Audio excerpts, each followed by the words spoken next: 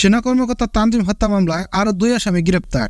কক্সবাজারে চকরিয়া সেনা কর্মকর্তা তানজিম সরোয়ার হত্যাকাণ্ডে আরও 2 জনকে গ্রেপ্তার করা হয়েছে। গতকাল শুক্রবার ভোরে চকরিয়া পৌরসভা কাহারিয়া গোনা এলাকা থেকে তাদের গ্রেপ্তার করা হয়।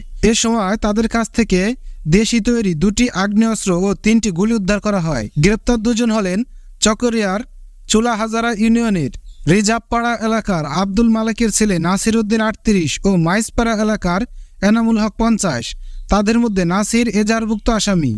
এর আগে ওই হত্যাকাণ্ডে জড়িত অভিযোগে 7 জনকে গ্রেপ্তার করা হয়েছে। গত সোমবার রাতে চকরিয়ার পূর্ব মাইজপাড়া এলাকায় ডাকাতি প্রতিরোধ অভিযানে গিয়ে ছুরির প্রাণ হারান লেফটেন্যান্ট তানজিম সরোয়ার।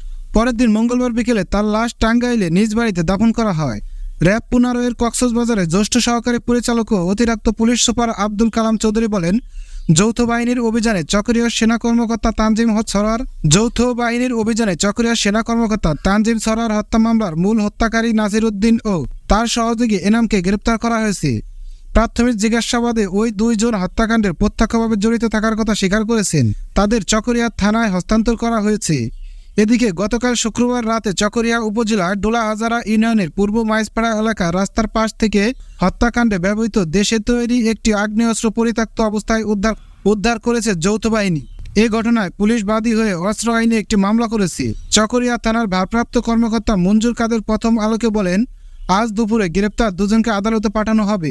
2 জনের মধ্যে নাসির উদ্দিন এজাহার নামীয় আর এনাম তদন্তে প্রাপ্ত আসামি। অস্ত্র উদ্ধারের ঘটনায় 2 জনের বিরুদ্ধে অস্ত্র আইনের আরেকটি নতুন মামলা করা হয়েছে। লেফটেন্যান্ট তানজিম হত্যার উদ্দেশ্য জানালো মূল হত্যা নাসির।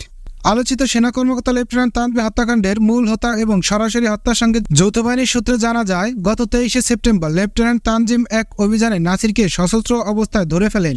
নাসিরকে ছাড়ানোর জন্য আরও 2 থেকে 3 জন ডাকাত তানজিমের উপর হামলা চালালেও তিনি সাহসিকতার সঙ্গে তাদের প্রতিরোধ করে নাসিরকে জাপটে ধরেন।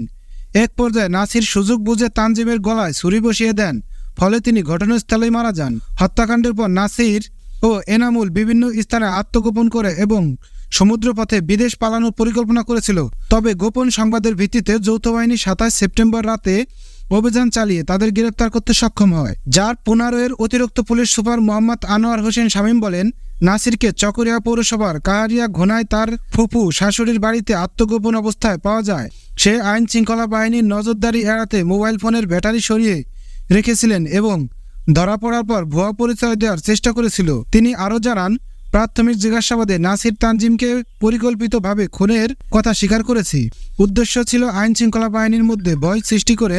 তিনি আরও জানান, প্রাথমিক জিজ্ঞাসাবাদে নাসির তানজিমকে পরিকল্পিতভাবে খুনের কথা স্বীকার করেছে। উদ্দেশ্য ছিল আইন শৃঙ্খলা বাহিনীর মধ্যে ভয় সৃষ্টি করে চলমান অভিযানকে বাধাগ্রস্ত করা। গ্রেপ্তারদের চকরিয়া থানায় হস্তান্তর করা হয়েছে।